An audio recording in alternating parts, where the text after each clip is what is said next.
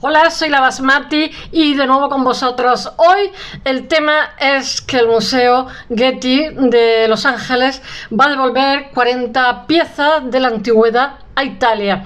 Mirad, os estoy contando las últimas noticias, son muy interesantes. No podéis ni imaginar el tráfico de obras de arte que hay, bueno, vergonzante.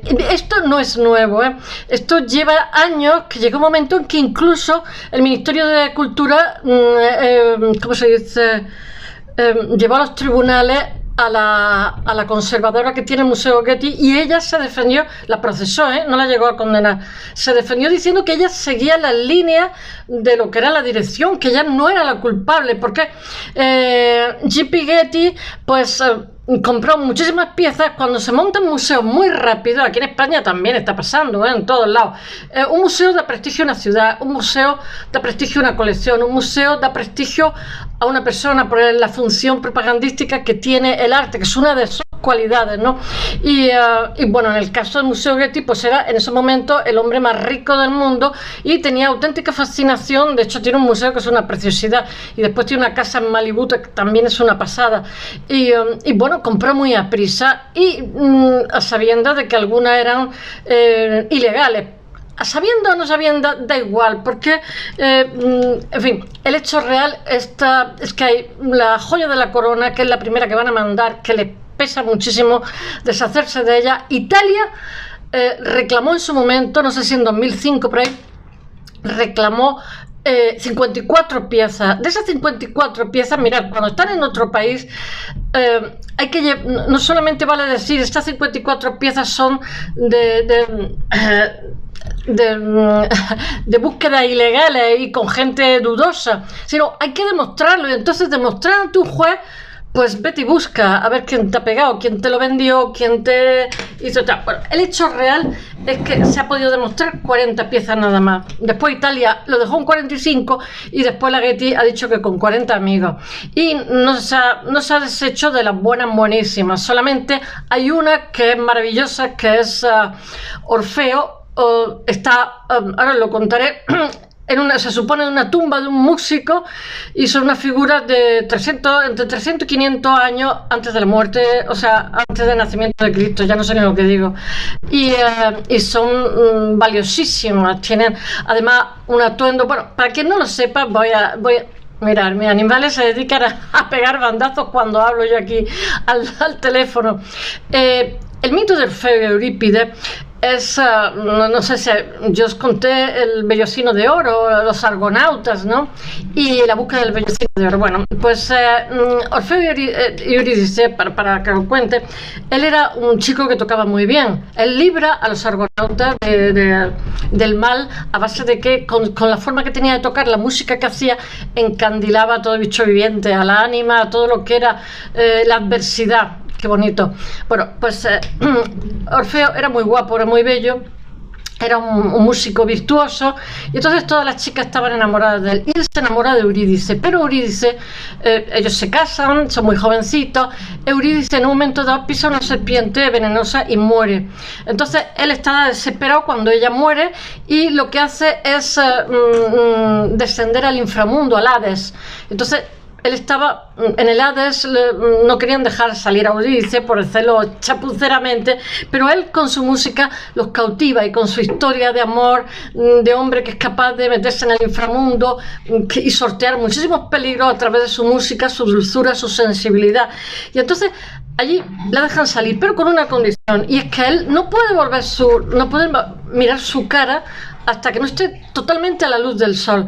Y eso hacen, salen del inframundo, del infierno, bueno, la laguna Estigia, donde estaban, el Hades, y cuando llegan a la luz del sol, él la mira, se da la vuelta para mirarla, pero no se habían dado cuenta que un trocito de pie estaba a la sombra.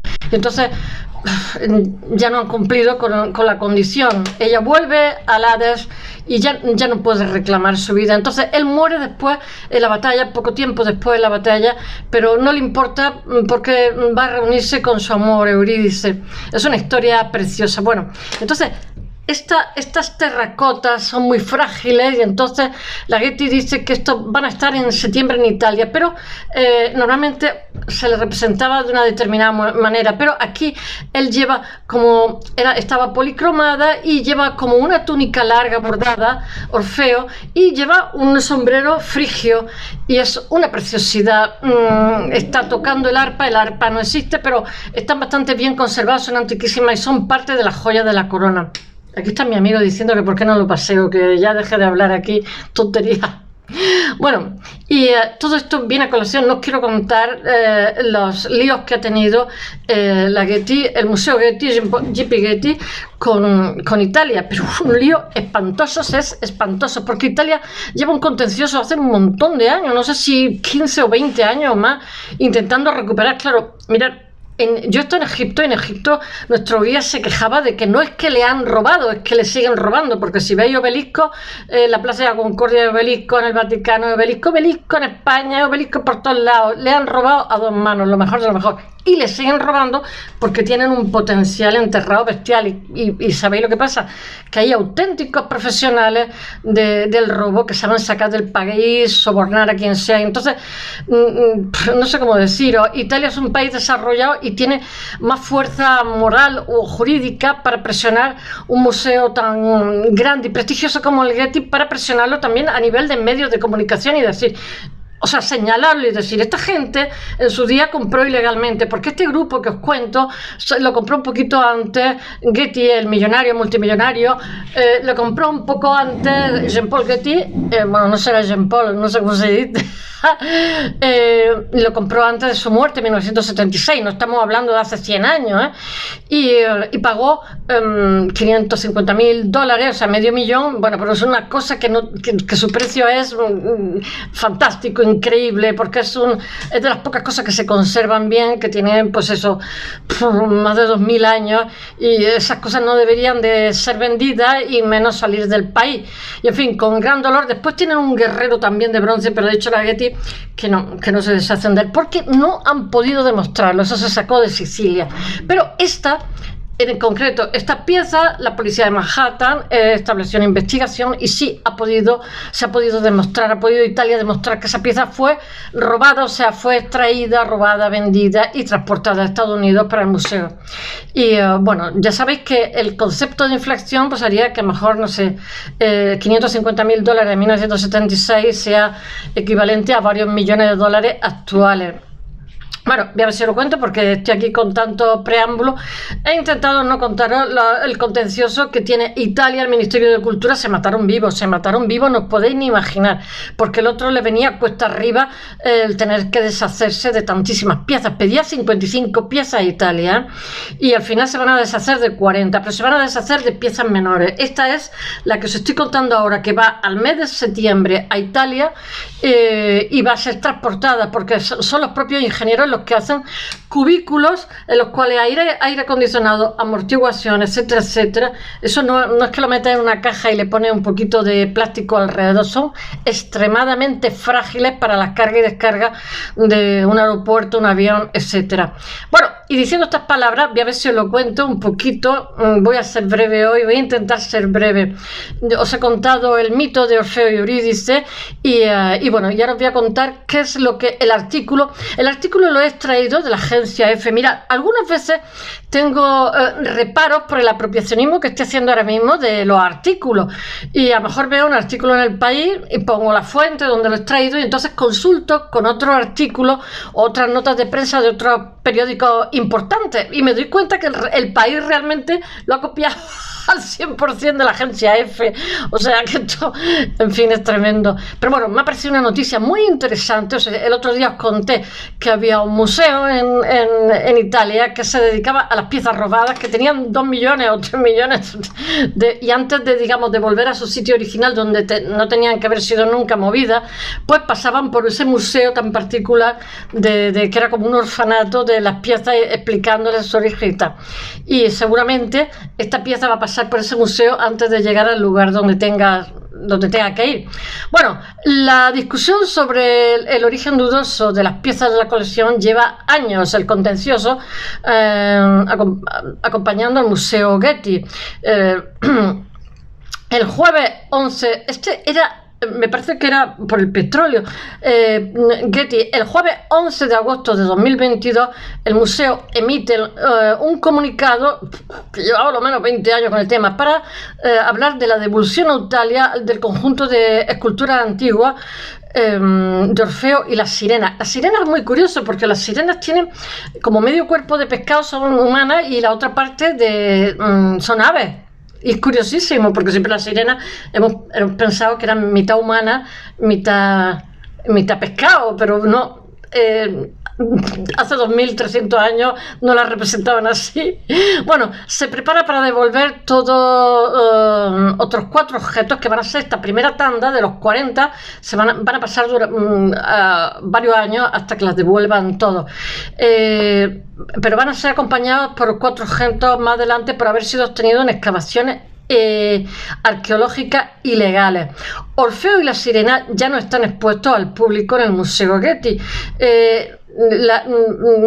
Es la unidad de tráfico de antigüedades de la oficina del fiscal del distrito de Manhattan el que sigue la pista del delito y llega a la conclusión, o sea, fijaros, de que las esculturas se obtienen de una excavación totalmente arqueológica ilegal.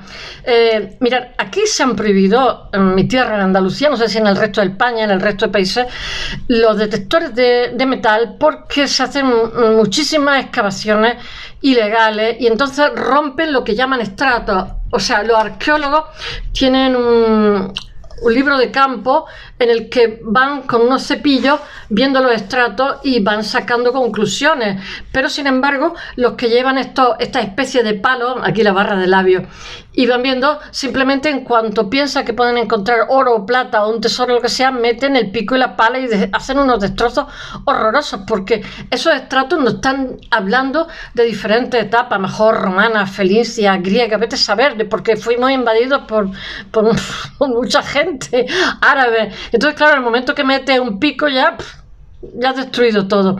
En 1976 las esculturas son adquiridas por Jean-Paul Getty, pues sí era Jean-Paul Getty, o será John Paul Getty, no sé. Poco antes de su muerte, él tenía como un diario y está anotada donde se ve perfectamente. El 6 de junio de este año, con un coste de $550.000, como os he dicho antes. De acuerdo con la política de Getty de devolver los objetos a su país de origen o a su país de descubrimiento moderno, cuando una información fiable indique que han sido robados, estos se están pegando el moco, de verdad. Pero si se habéis tirado 25 años para devolverlo y hasta que la policía de Manhattan, el fiscal de Manhattan, ha dicho que habían sido obtenidos de forma ilegal, no han soltado prendas, les duele muchísimo, porque tiene un precio que, vamos, $500.000, nada, porque solamente existe ese objeto que se supone que era parte de una tumba. Bueno, que ellos dicen en el Museo Getty que ellos cuando ven que algo es, en fin, para pegarse el moco, porque estaba siendo muy desprestigiado lo que estaban haciendo, que han sido de excavaciones ilegales, pero claro, escuchar, tienen una Italia detrás empujando.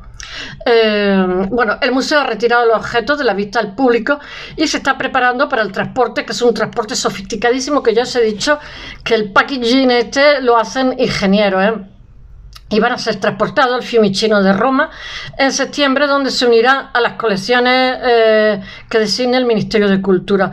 El museo expresa qué fino, que la extrema fragilidad de las esculturas requiere un equipo y unos procedimientos especiales, y tanto, para su transporte. Estas piezas, este grupo, que se calcula tienen entre 350 y 300 años antes del nacimiento de Cristo, son Orfeo y las sirenas, y son un grupo de escultura a tamaño natural. Fijaros, tamaño natural, grandísimo. Las sirenas son en realidad en parte mujeres y en parte aves. La figura masculina es un cantante con la boca algo abierta, pues está cantando. Se supone que el muerto a las que se encargó este grupo debía ser músico, porque se apeló al mito de Orfeo. Bueno, Orfeo está con la boca abierta y un arpa, una especie de arpa que ha desaparecido. Y bueno, el museo explica que su identidad es incierta, pero podría tratarse de Orfeo. El mítico poeta se asocia a las sirenas de la argonáutica cuando ayuda a Jasón y a su tripulación a pasar sano y salvo entre las sirenas tocando la música. Orfeo era un virtuoso de la música y una persona hipersensible y encantando a los monstruos para que no le hicieran nada al vellocino de oro. Bueno, dice, sin embargo, en el arte, tengo que leerlo, del siglo IV a.C., Orfeo lleva un traje oriental muy bordado, una túnica larga, esto lo dice el Getty, una túnica larga y fluida con una capa corta y un suave gorro frigio. Estos gorros frigios son como así alargados y tienen una hendidura. Son alargados, redondos y bajan. Y en el medio se hace como... Eso es un gorro frigio, para quien no lo sepa. Los catalanes llevan un gorro frigio. Por tanto, el hombre sentado puede ser más bien una representación de un mortal fallecido, como un músico. Todo esto lo suponen. El museo explica que dado el tamaño y las asociaciones funerarias de las tres figuras, es probable que el grupo haya decorado una tumba, dice el museo. Este conjunto escultórico de gran tamaño, eso es maravilloso. Yo que adoro la escultura y la arqueología, este conjunto escultórico de gran tamaño, originalmente pintado en colores vivos, es un ejemplo excepcional de la producción de terracota característica de las colonias griegas del sur de Italia. El sur de Italia, donde está Sicilia, todo esto era la Magna Grecia, que era la tierra, ¿cómo se llamaba? Del matemático famoso Pitágoras, donde salía la Magna Grecia. Pitágoras interrelacionaba la matemática con los ritmos, las secciones de ritmos de la poesía, que está vinculada, porque ya sabéis que en Grecia hay, para hacer los versos hay varios pies, yo me acuerdo de 3, pero sé que hay 4, Jambo, Anapesto y Dáctilo, ¿no? Entonces ellos iban viendo cuando estaban actuando en el teatro, iban con el pie controlando los pies que llaman, ¿no? ¿Dónde acentúa? ¿Dónde está la tónica, la sílaba tónica, ¿no? Esto como el compás de 3x4, ta, ta, ta, ta. Pues bueno, pues en poesía exactamente igual. La sílaba tónica hace que tenga un pie o tenga otro pie. Me falta otro. Y entonces cuando alguien se equivocaba, tenían apuntado y tal, cogías con los pies y hacían... porque estaban protestando, porque se habían equivocado cuando estaban haciendo la representación teatral, ¿no? Y eso viene de la época griega, maravillosa. Bueno, sigo, que si no estoy aquí con mis digresiones. La devolución de Orfeo y las musas es una gran pérdida para el museo, les ha dolido en lo más profundo, pero no han querido soltar otras figuras que fueron también obtenidas de excavaciones ilegales. Hay una que es un deportista desnudo, que es de bronce, que se sacó de Sicilia, que Italia lleva, es el que Italia empezó reclamando, que se sabe que se hizo de forma ilegal y se vendió de forma tal en Estados Unidos, y no me acuerdo cómo se llama, Invictus o algo así, y es una preciosidad, está muy bien conservado. Y la Getty ha dicho que como no hay forma de demostrarlo, que ellos se quedan con el deportista. Bueno, a ver qué es lo que dice la Getty. Según su director Timothy Potts, dice: es una obra muy importante, incluso diría que una de las más importantes de la colección, y no tiene parangón en ninguna otra colección. Claro, es única. Deja un agujero en nuestro museo, pero las pruebas que se presenta la policía norteamericana no dejan duda de que se ha de mandar de regreso a Italia. Pues menos mal que la han demostrado allí, pero ya os digo que llevan a lo mejor 20 años, o más quizás, matándose vivos. El Museo Getty tiene previsto disponer otras piezas, como os he dicho, pero son de menor valor, aquí para nosotros, 40 piezas. Las recientes investigaciones del Getty y de los estudiosos independientes han llevado a la conclusión, de los estudiosos independientes no, de la policía, por favor, que tiene que devolver también una cabeza gigantesca de mármol que es del siglo II después de Cristo, pero esta es mucho menos valiosa.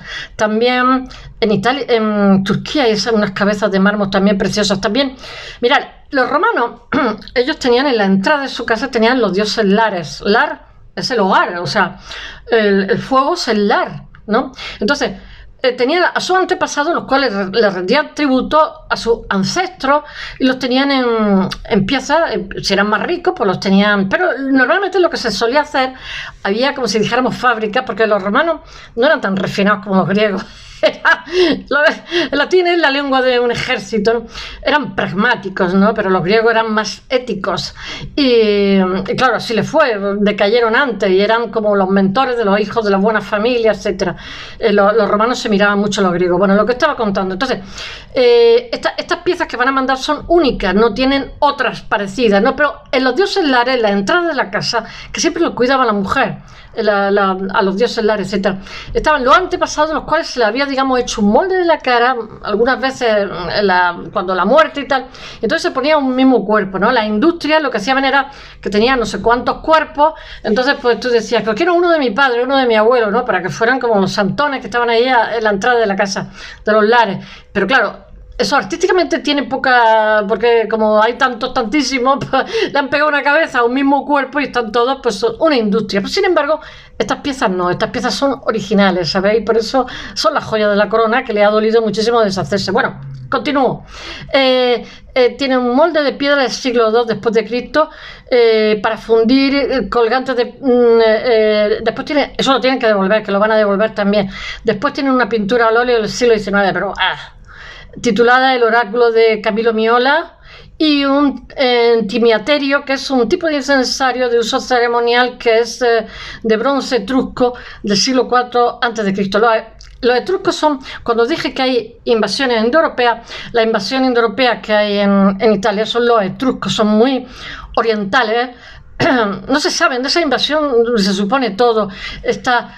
Y tienen muchas cosas, como por ejemplo, se sabe por el idioma, básicamente, porque ellos tenían, en el subjuntivo nuestro está el indicativo y el subjuntivo en castellano, ¿no?